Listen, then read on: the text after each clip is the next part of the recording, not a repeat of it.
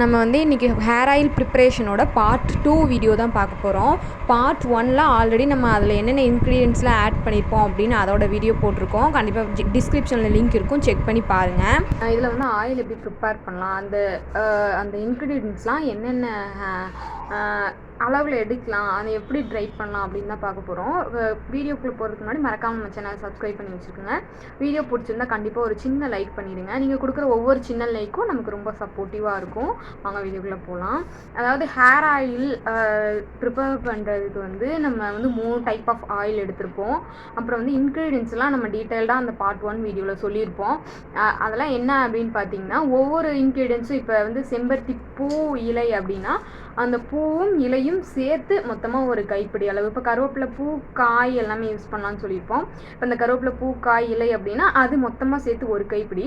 இப்போ ஒரு ஃபேமிலியில் 2 மெம்பர்ஸ் இருக்கீங்க, யூஸ் பண்ண போகிறீங்க அப்படின்னா 1.5 லிட்டர் வரைக்கும் மேக்ஸிமம் இந்த ஆயிலில் ப்ரிப்பேர் பண்ணலாம்.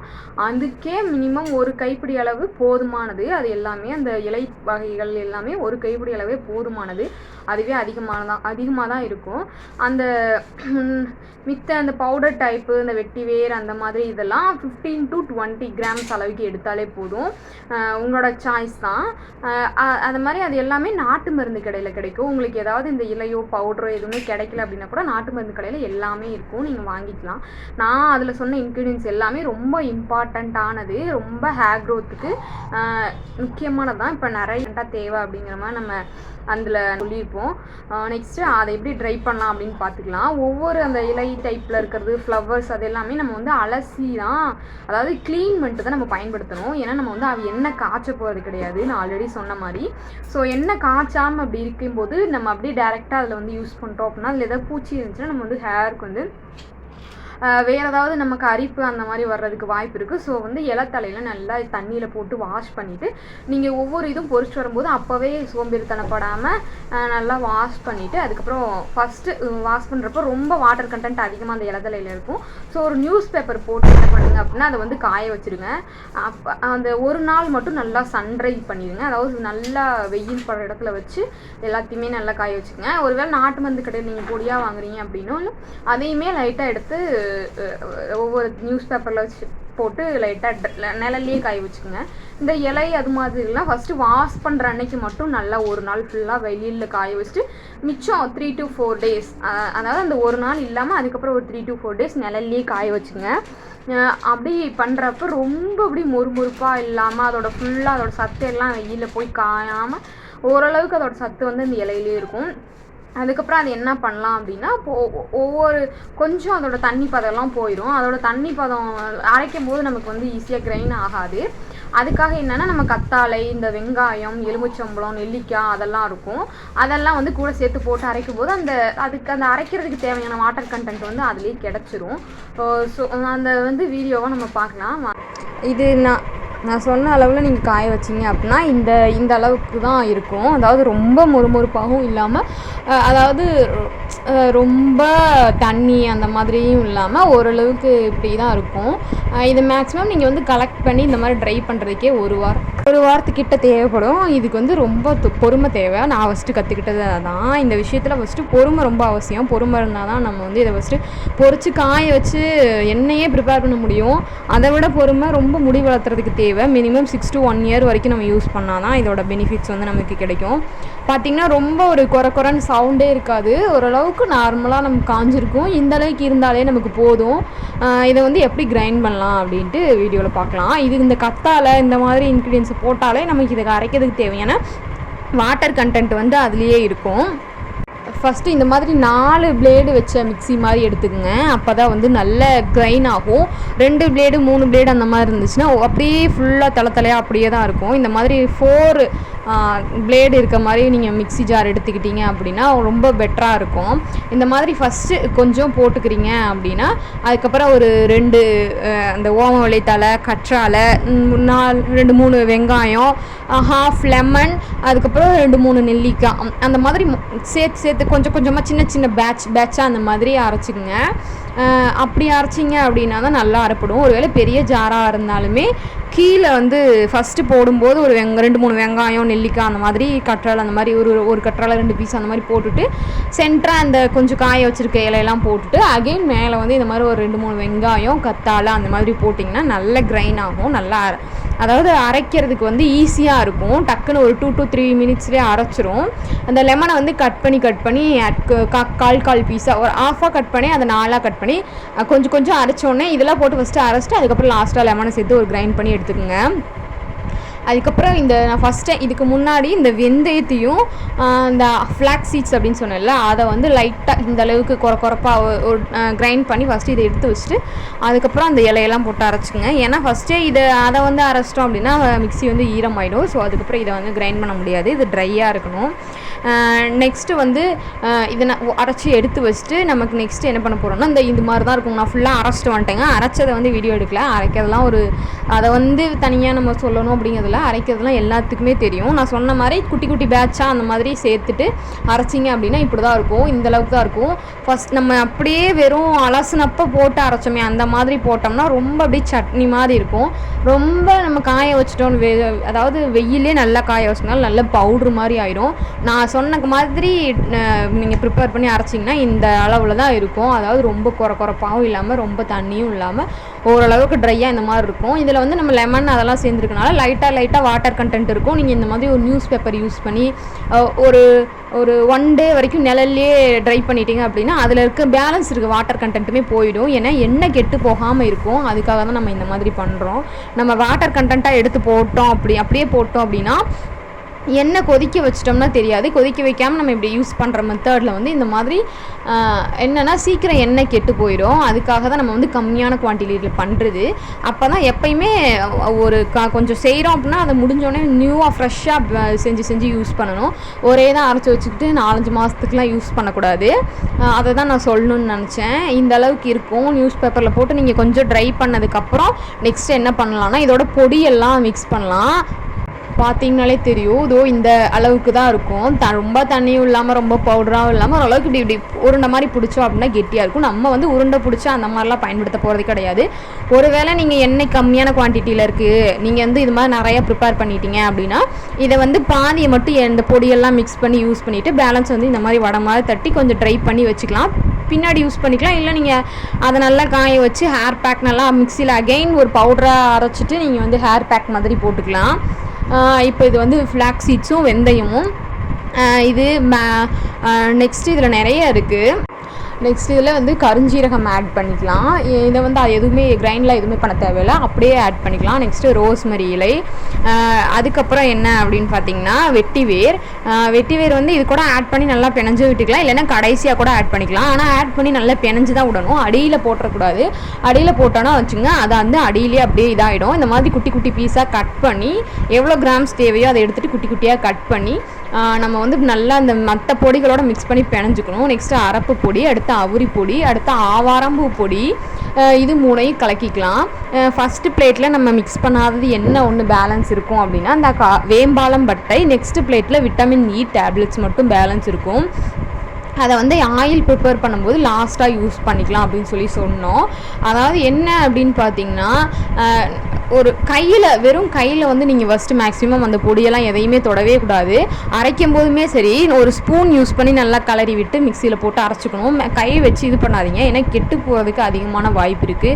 நம்ம இது ஹீட் பண்ணுறதோ இல்லை நல்லா வெயிலில் காய வைக்கிறதோ அந்த மாதிரி எந்த ப்ராசஸும் பண்ணல. ஸோ வந்து இது மாதிரி ஒரு க்ளவுஸோ இல்லை ஒரு பாலித்தீன் கவரோ இருந்துச்சுன்னா நல்லா கையில் கட்டிக்கிட்டு அதுக்கப்புறம் இந்த மாதிரி பண்ணுங்கள். நல்லா பிணைஞ்சு விட்டுக்குங்க. நல்லா மாவு மாதிரி இருக்காது, மேக்ஸிமம் நல்லா ட்ரையாக தான் இருக்கும். இந்த பொடியெல்லாம் மிக்ஸ் பண்ணும்போதே இதில் மேக்ஸிமம் லைட்டாக கொஞ்சம் இருக்கிற வாட்டர் கண்டென்ட்டுமே அந்த பொடி வந்து அப்சார்ப் பண்ணிடும். இது நம்ம ப்ரிப்பேர் பண்ணிட்டுமே ஒரு 2 to 3 hours நம்ம வந்து ட்ரை பண்ணிவிட்டு அதுக்கப்புறம் தான் மேக்ஸிமம் நம்ம வந்து எண்ணெயில் வந்து போட போகிறோம். இந்த வேரையுமே நல்லா சேர்த்து பிணைஞ்சிக்கங்க. நல்லா குட்டியாக கட் பண்ணிட்டீங்க அப்படின்னா இந்த மாதிரி தனித்தனியாக திப்பியாக மேலே வராது. சின்னதாக நல்லா கட் பண்ணிட்டு நல்லா இந்த பொடியோடு மிக்ஸ் பண்ணிக்கோங்க. அப்போ தான் இதோட எஃபெக்ட் வந்து ஃபுல்லாக வேறுன்னு சொல்லிட்டு கீழே போட்டோம் அப்படின்னா அதோட எஃபெக்ட் வந்து அப்படியே தங்கிடும். ஸோ வந்து நல்லா வந்து நீங்கள் அந்த பொடியோட மிக்ஸ் பண்ணிக்கணும். நெக்ஸ்ட்டு நான் சொன்ன மாதிரி அந்த வேம்பாலம் பட்டை அது எப்படி வந்து ப்ரிப்பேர் பண்ணுறது அப்படின்னு பார்த்துடலாம். அதுக்கு ஃபஸ்ட்டு ஒரு கிண்ணம் எடுத்துகிட்டு அது வந்து கொஞ்சமாக ஒரு 20 கிராம்ஸ் 10 to 20 கிராம்ஸ்க்குள்ளே எண்ணெய் இருந்தால் போதும். அதாவது இந்த பட்டை வந்து முழுகிற அளவுக்கு கூட தேவையில்லை, லைட்டாக அதோட எசன்ஸ் இறங்குற அளவுக்கு கொஞ்சமாக எண்ணெய் இருந்தால் போதும். அதை வந்து நம்ம ஹீட் பண்ணி பண்ணும்போது மட்டும்தான் அதோட எசன்ஸ் வந்து நல்லா இறங்கும். அப்படியே போட்டோம்னா அந்தளவுக்கு எஃபெக்ட் கிடைக்காது.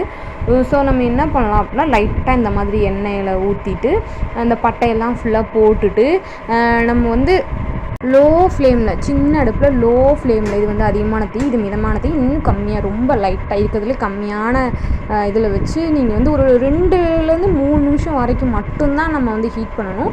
வச்சோடனே ஒரு செகண்ட்லேயே பார்த்திங்கன்னா இந்த பபிள்ஸ் வந்து எண்ணெயோட வாசனை நல்லா வர ஆரம்பிச்சிடும். லைட்டாக ஒரு 2 செகண்ட்ஸ் அதோட கலர் இந்த வீடியோவில் தெரிகிற மாதிரி லைட்டாக அதோட கலர் மாற ஆரம்பித்தோன்னே நம்ம இறக்கிடணும்.